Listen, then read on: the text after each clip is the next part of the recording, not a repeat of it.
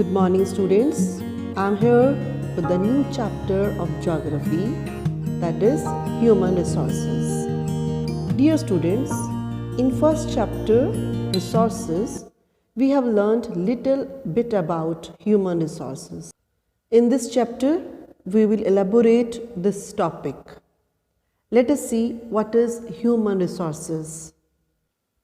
Dear students, we know our earth has been blessed with a large variety of natural resources like land, water, soil, forest, animals, and minerals.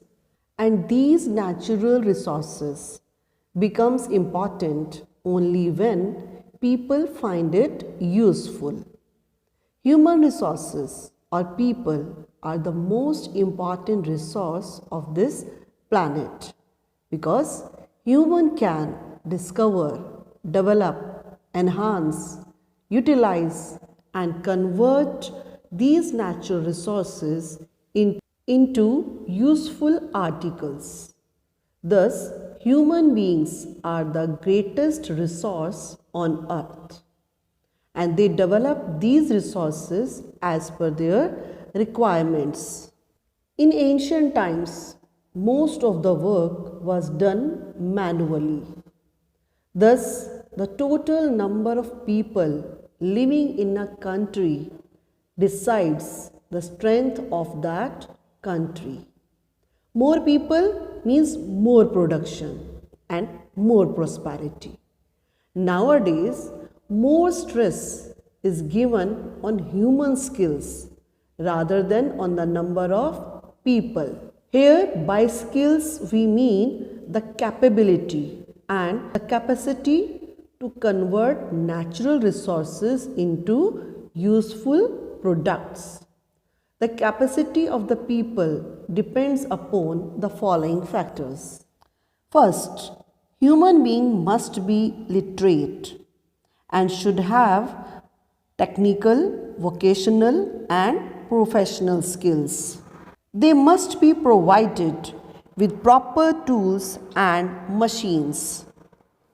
They must get balanced and nutritious food.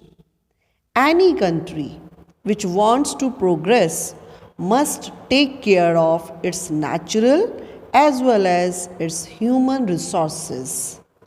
Do you know the government of India has set a ministry called Ministry of Human Resource Development in 1985. Its main objective was to improve people's skills. This itself is a proof that people are important as a resource for the country.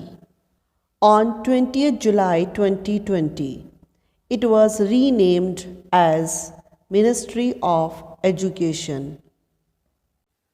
Let's move to other topic, that is distribution of population.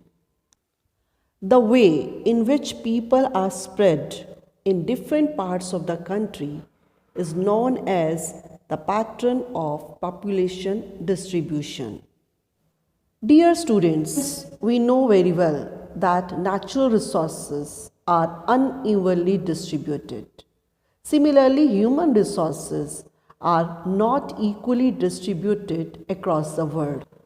They differ in their educational levels, age and sex, and their numbers and characteristics also keep changing.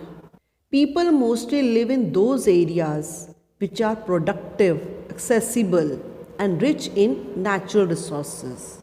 More than 90% of world's total population lives in about 10% of the land surface. Some areas are very crowded while some areas are sparsely populated, means people are less in number. The crowded areas are South and Southeast Asia, Europe and Northeastern North America. High latitude areas, tropical deserts, high mountains and areas of equatorial forests are usually sparsely populated. Because In high latitude areas, the oxygen level is less. And in tropical deserts, water is less, which is a main resource. High mountains areas are not suitable for agriculture, and areas of equatorial forests are densely forested areas. That's why population is less.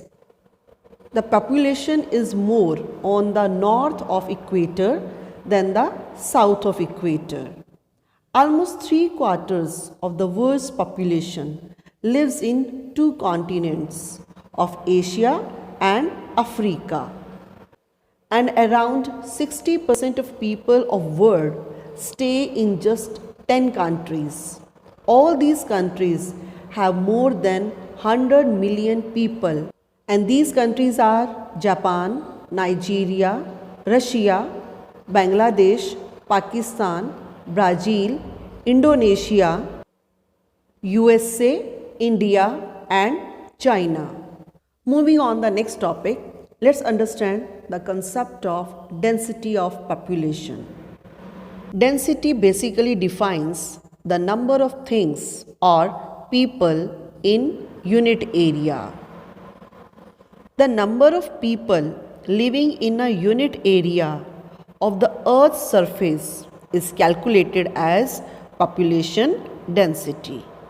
It is normally expressed as the number of persons per square kilometer. The average density of population in the whole world is 51 persons per square kilometer, and that was according to 2011 census. The average density of population in India is 382 persons per square kilometer, and that is also according to 2011 census. The highest density of population is in South Central Asia, followed by East and Southeast Asia. So dear students, this was all about this module. We shall continue the chapter with the next topic, that is factors affecting the distribution of population. Till then, have a nice day.